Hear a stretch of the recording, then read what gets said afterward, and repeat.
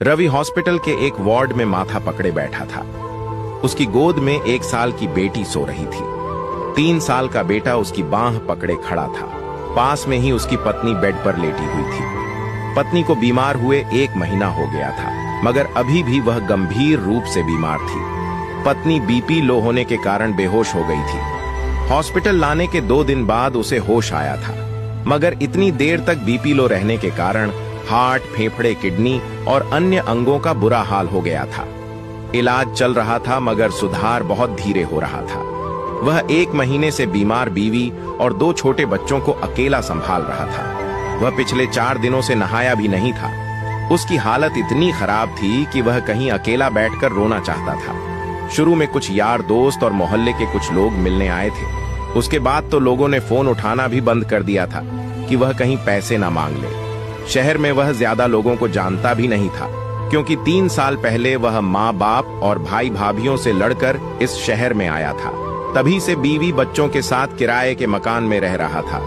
घर में कोई बीमार पड़ता है तब सगे संबंधी और रिश्तेदार ही काम आते हैं। रवि तो ससुराल वालों से भी लड़कर बैठा था। 2 रुपए कमाने क्या शुरू किए, घमंड में अपनों से ही दूरी बना बैठा था। अचानक उसने हिम्मत करके अपनी माँ को फोन मिलाया।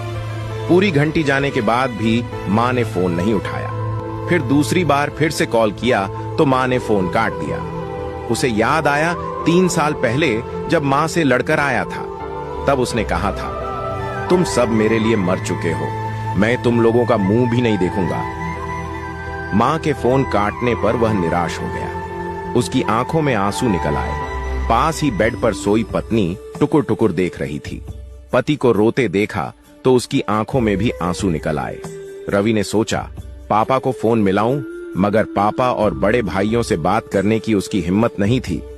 एकमात्र माँ ही वो कड़ी थी जिससे वह बात कर सकता था। मगर माँ ने फोन काट दिया था।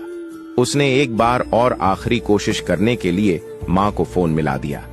इस बार माँ ने फोन उठा लिया। माँ बोली, क्या है, हम लोग तो तुम्हारे लिए मर गए हैं, अब हमारे जीवित श्राद्ध करने के लिए फोन कर रहा है क्या? माँ की आवाज सुनते ही उसका सब्र जवाब दे गया। वह रूंधे गले और बिगड़ते चेहरे के साथ इतना ही बोल पाया, माँ। फिर फपक फपक कर रोने लगा। वो माँ थी, औलाद का रोना कैसे सहन कर सकती थी। तुरंत माँ का गुस्सा शांत हो गया। सारे मनमुटाव एक पल में भूल गई। जिस तरह एक हिरनी अपने बच्चे के लिए तड़प उठती है, वैसे ही वह अधीर होकर बोली, क्या हुआ रे, रो क्यों रहा है? जल्दी बता बेटा, मेरा मन घबरा रहा है। मां के वात्सल्य भरे शब्दों को सुनकर वह जोर जोर से रोने लगा। वार्ड में दूसरे मरीज और उनके परिजन उसकी तरफ देखने लगे।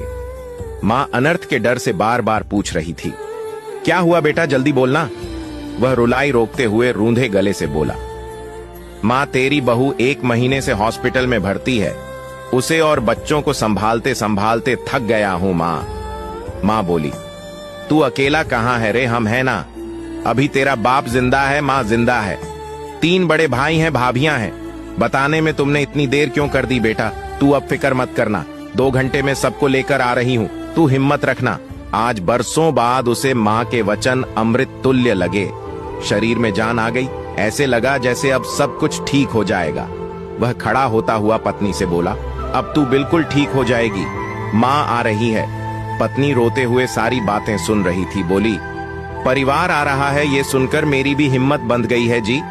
कुछ देर बाद ही उसका पूरा परिवार वहां पहुंच गया। बाप ने जब उसके कंधे पर हाथ रखा तो वह पिता के सीने से चिपकते हुए रो पड़ा। रोते रोते बोला, माफ कर दो पापा। पिता ने उसे भुजाओं में कसते हुए कहा, रो मत, मैं हूं ना। भाइयों से गले मिला तो वे बोले, ज्यादा बड़ा हो गया क्या? इतनी बड़ी बात हो गई और तू अब बता रहा है? तीनों भाभियां भी साथ आई थीं। साथ में घर से खाना बनाकर भी लाई थीं। 3 साल बाद उसने अपने घर का खाना खाया। फिर मां ने उसे नहाने के लिए घर भेज दिया। परिवार के आने से वह हल्का फुल्का महसूस कर रहा था। घर पहुंचते ही नहाकर बेफिक्र होकर सो गया। 1 महीने बाद उसे चैन की नींद आई। उसकी पत्नी, जो 1 महीने से बेसुध थी, परिवार के आते ही चैतन्य हो गई। अपनों का साथ दवाई का काम कर गया। वह 7 दिन में ही ठीक हो गई। रवि और उसकी पत्नी को समझ में आ गया कि परिवार के बिना कुछ भी नहीं है। इसलिए वे अपने परिवार के साथ ही गांव लौट गए। कहानी का मोरल, आजकल यारी दोस्ती तो सिर्फ मतलब की रह गई है। ऐसे मौके पर सही मायनों में अपना परिवार ही काम आता है। इसलिए बेशक अलग रह लीजिए, मगर अपनों से जुड़े रहिए। गुरूर में उन्हें खोने की गलती मत करिए, क्योंकि अपने तो अपने होते हैं। उनके बिना इंसान भीड़ में भी अकेला है। वीडियो अच्छी लगे तो शेयर करें और बेहतरीन कहानी के लिए पेज को फॉलो करना ना भूले।